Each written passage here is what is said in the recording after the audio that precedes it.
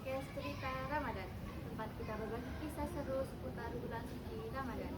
Kembali lagi dengan saya Mem Liza di podcast Almas Voice dengan narasumber spesial kita. Siapa kenal dulu? Pak Kamil Tohari namanya, bisa dipanggil Pak. Tema kita kali ini tentang menjadi anak baik selama bulan Ramadan dan juga setelahnya ini, Pak Hamid.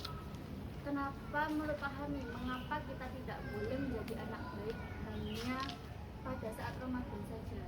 Biasanya kan kalau Ramadan itu giat ibadah, giat bersedekah.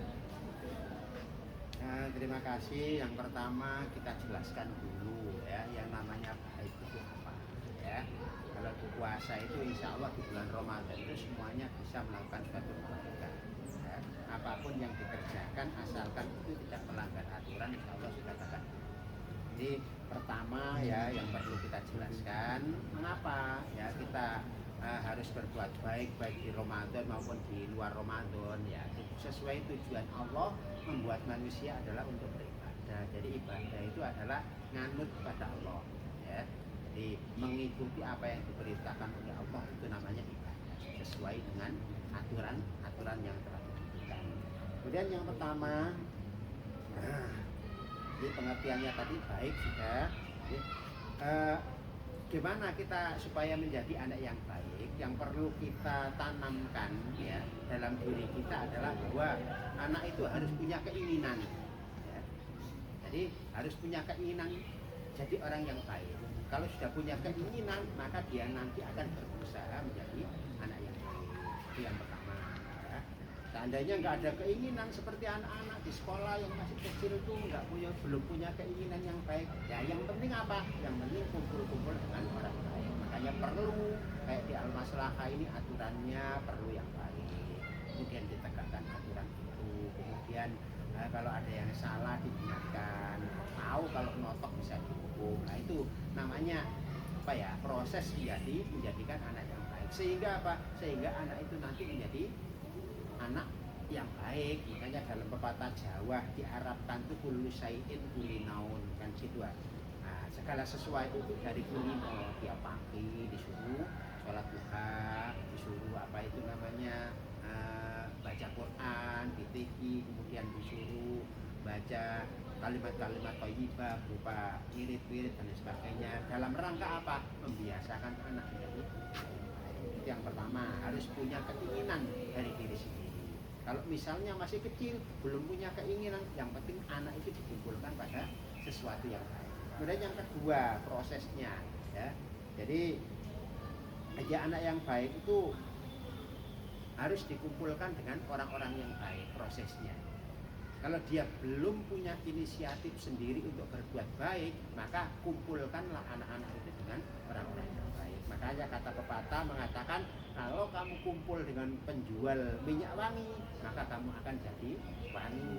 Ya. Kalau kamu kumpul dengan orang penjual, katakan bukan penjual, kumpul dengan apa itu namanya, apa itu obong-obongannya itu loh, keluk ya, istilahnya itu keluk ya, maka kita akan sangit.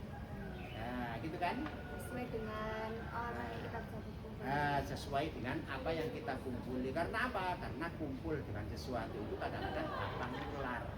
Gitu. Bukan hanya sekedar penyakit yang gampang nular, tapi perbuatan teman itu nular. Kalau saya misalnya kuat gak nular, ya gak apa-apa, alhamdulillah. Tapi biasanya kalau misalnya ada anak berbuat jelek, katakan ngambil pencit, ngambil pelemnya tangga, kemudian misalnya kecil-kecil kita dulu kita gak mau ikut ngambil di situ, kita dibully, kadang-kadang diolok-olok dan sebagainya, akhirnya ikut di situ. Bukan hanya anak kecil, orang tua pun juga begitu. Kadang-kadang sak kumpulan dia minum, kemudian ada 1-2 orang yang nggak minum, akhirnya dibully, penghormatan dan sebagainya, akhirnya ikut. Wah itu bukan hanya itu ya. Jadi itu ya.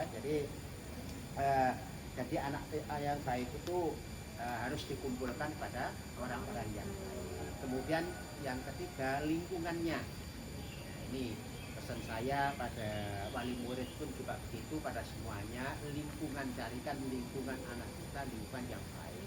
Bukan berarti kita pilih-pilih, berarti yang jelek bagaimana? Ya nggak apa-apa, kita kumpul. Makanya anak kita dididik dulu karakternya karakter yang baik, sehingga kalau sudah baik di dalam dirinya anak itu, dikumpulkan di mana saja dia tetap jadi orang yang baik. Yang dalam pepatah yang namanya mutiara ditaruh di comberan, ditaruh di selokan, ditaruh di laut, ditaruh di lumpur, bahkan ditaruh di katakan kotorannya kerbau, tetap namanya mutiara. Itu juga berkarakter anak yang baik.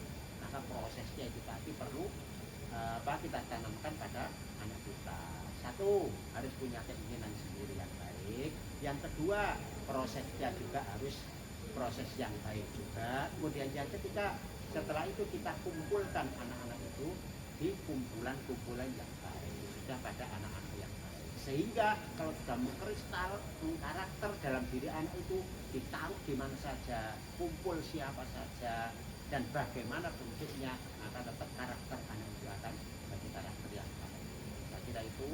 Karena landasannya sudah ada yang baik. Ya, karena karakternya sudah menjadi karakter yang baik, sehingga dia dimanapun tempatnya, dimanapun berada, tetap jadi anak yang baik. Insya Allah.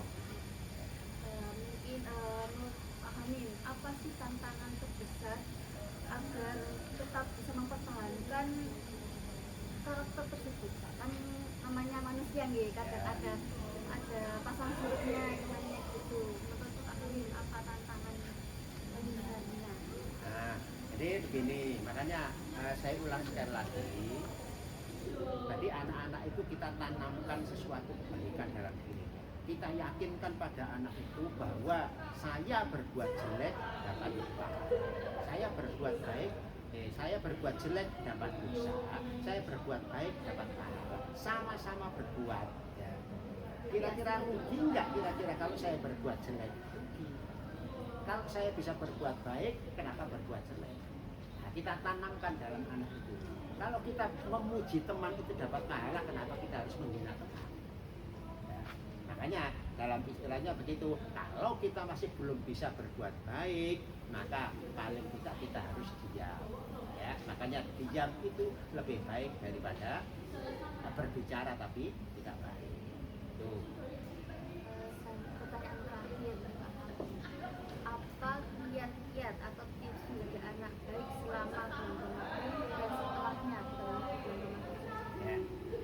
Saya ulang sekali lagi, diantaranya adalah proses, kembali lagi pada proses, saya tekankan pada proses, lakukan puasa itu dengan sebaik-baiknya. Ya. Jadi kalau kita lakukan sebaik-baiknya, maka itu nanti berakibat pada sesuatu yang baik. Kalau dulu saya contohkan, menggosok batu akan menjadi akil yang baik. Kalau kita membuat apalah batu bata juga begitu. Kalau kita membuat malnya ya pada waktu Ramadan itu kita buat matras istilahnya, buat matras yang baik pada waktu Ramadan. Matrasnya kalau sudah baik, bagus, insya Allah nanti setelah Ramadan akan menelurkan atau akan menjadikan batu bata yang baik. Citaan ini wis api, insya Allah nanti fotonya jadi api. Kalau di Ramadan tuh kurang baik citaannya, buat citaan yang penceng-penceng, maka setelah Ramadan akan jadi itu. Ya. Kaitannya dengan pengaruh dan lain sebagainya, kalau sudah itu tadi sudah mendarah daging, sudah mengakar kebaikan itu dalam hati anak, maka insya Allah walaupun diterpa ombak, diterpa angin, insya Allah tetap menjadi anak yang baik.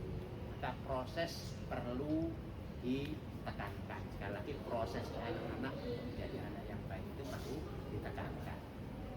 Itu saya kira menarik sekali ya materi kita kali ini. Terima kasih Pak Hamim ya, atas waktu yang sudah diluangkan pada kali ini. Saya Nisa, saya akhiri. Wassalamualaikum warahmatullahi wabarakatuh. Waalaikumsalam warahmatullahi wabarakatuh.